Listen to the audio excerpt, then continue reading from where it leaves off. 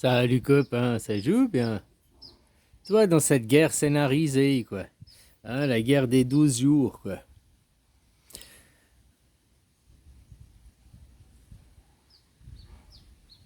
C'est l'œil. Toi, dans The Economist, t'as l'œil, là.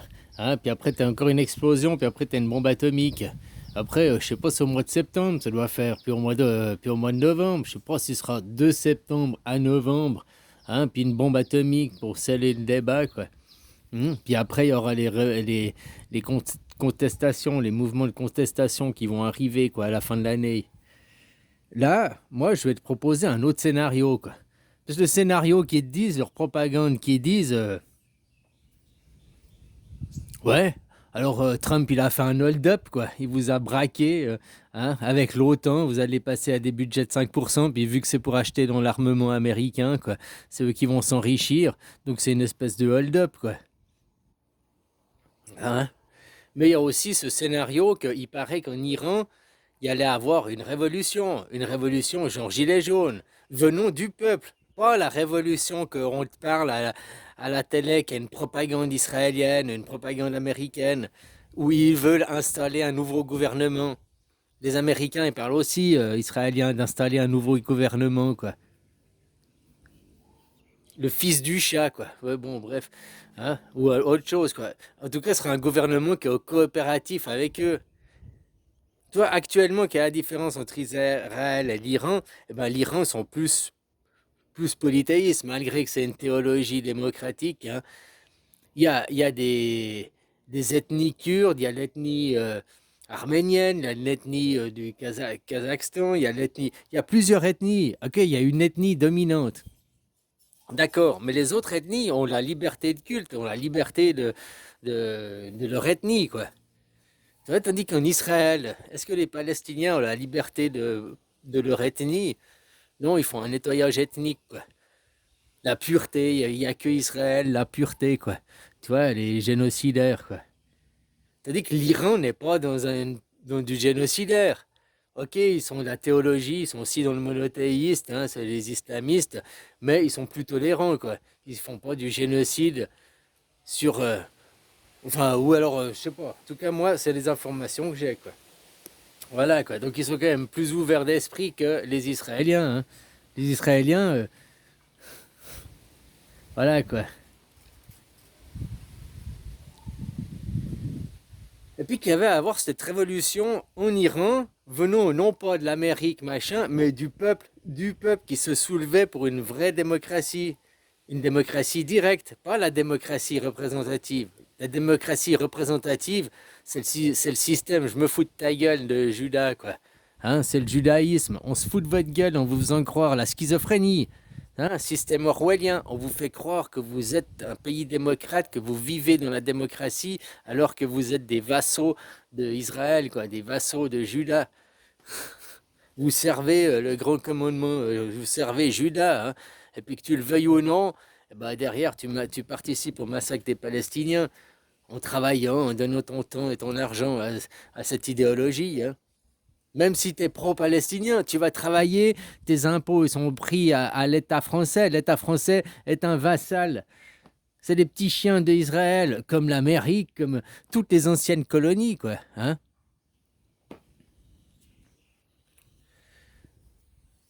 Enfin voilà, quoi.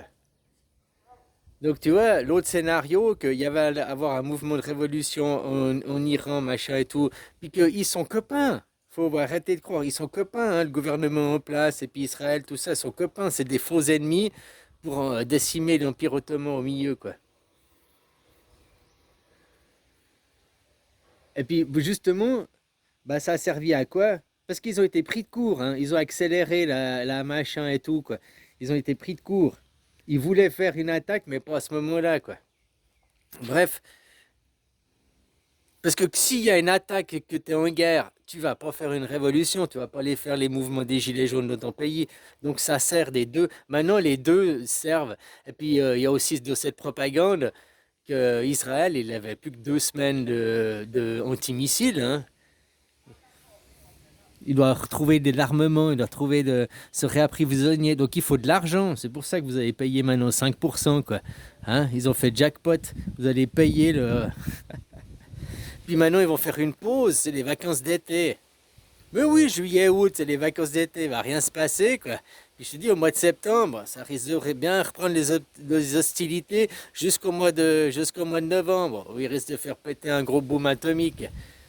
Les seuls qui ont fait péter la bombe atomique sur cette planète, c'est les Américains. Hein. Si toi, tu es un concitoyen suisse et que tu m'écoutes sur cette chaîne, oublie pas que les seuls qui nous ont attaqués à la Deuxième Guerre mondiale, ce sont les USA. Hitler n'a jamais attaqué, il n'a jamais attaqué la Suisse. Les Allemands n'ont pas attaqué la Suisse. Les Américains ont bombardé la Suisse 2 fois, quoi. Hein? 2 fois, ils ont bombardé la Suisse. Oh, c'est une erreur. Hein? Faut arrêter de prendre les gens pour des cons, quoi. Hein? Voilà, quoi. Comme à Nagasaki, Hiroshima, l'empereur du Japon avait capitulé, hein. Il s'était rendu, quoi, déjà. Et hop. Tu sais, qu'ils se rendent ou pas, ils avaient prévu d'envoyer ces bombes, quoi. C'était le seul. Hein, 2 jours plus tard, ils ne pouvaient plus envoyer les bombes. La guerre était officiellement fermée, quoi. Même qu'il avait signé la capitulation, ah non, on va quand même envoyer les bombes atomiques. Tu vois, c'est le seul pays de merde qui a envoyé des bombes atomiques sur des gens, quoi. Ah, c'était une expérience, c'était pour savoir, on voulait voir ça faisait, quoi. Il n'y avait jamais personne qui l'avait fait, quoi. Hein.